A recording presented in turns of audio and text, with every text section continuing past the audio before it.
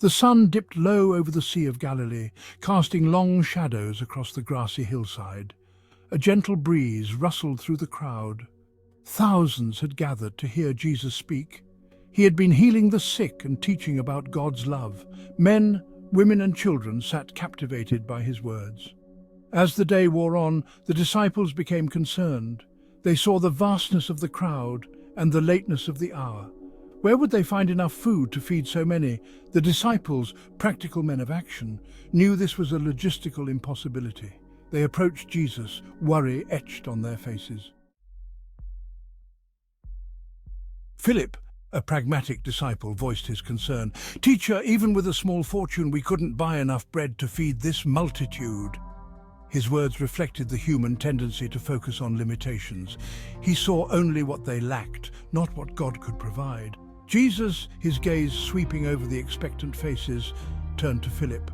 "Where shall we buy bread for these people to eat?" He wasn't asking out of helplessness, but to test Philip's faith.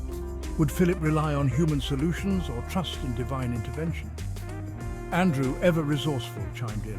"There's a boy here with 5 small barley loaves and 2 small fish," he paused. "But what are these among so many?" Even Andrew, though offering a solution, couldn't fathom how such a meager offering could suffice. Jesus, with a gentle smile, instructed his disciples, "Have the people sit down." Obediently, the disciples organized the crowd onto the grassy slopes. A hush fell over the multitude as Jesus took the simple food in his hands. He looked up to heaven, his eyes filled with gratitude. He blessed the loaves and the fish. Then, with a heart full of compassion, Jesus began to break the bread and distribute the fish. He gave generously to his disciples, who then carried baskets overflowing with food to the astonished crowd. There was more than enough. No one went hungry that day. This miracle reminds us of Pope Francis's words, "Sharing does not diminish our goods, rather it increases them." Jesus, in his boundless love, transformed scarcity into abundance.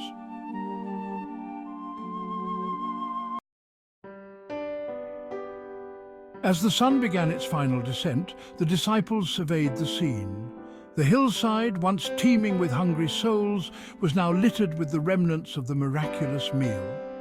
12 baskets, overflowing with leftover bread and fish, stood as a testament to God's abundant provision. Jesus instructed his disciples, "Gather the fragments left over so that nothing is wasted." This act of gathering emphasized that God's blessings are always enough, exceeding our immediate needs. It was a tangible reminder of God's grace, overflowing and abundant. The miracle by the Sea of Galilee is a story of faith and generosity. It challenges us to trust in God's provision, even when faced with seemingly insurmountable challenges. It reminds us that even small acts of giving, when placed in God's hands, can be multiplied beyond our wildest imaginations. This ancient story holds profound lessons for us today. We live in a world often consumed by scarcity. We worry about having enough money, enough resources, enough time. Yet Jesus invites us to approach life with a spirit of generosity, trusting that God will provide. When we share what we have, no matter how small it may seem, we open ourselves to God's blessings. A kind word, a helping hand, a listening ear.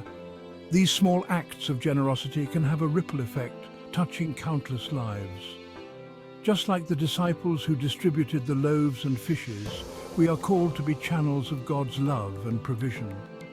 We may not witness miracles of biblical proportions, but we can trust that God will work through our small acts of kindness to bring hope and sustenance to a world in need. Dear God, thank you for the reminder that you are a God of abundance. Help us to live with open hands and generous hearts, trusting in your provision.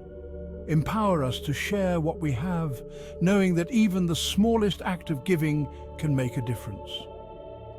May our lives reflect your boundless love and generosity.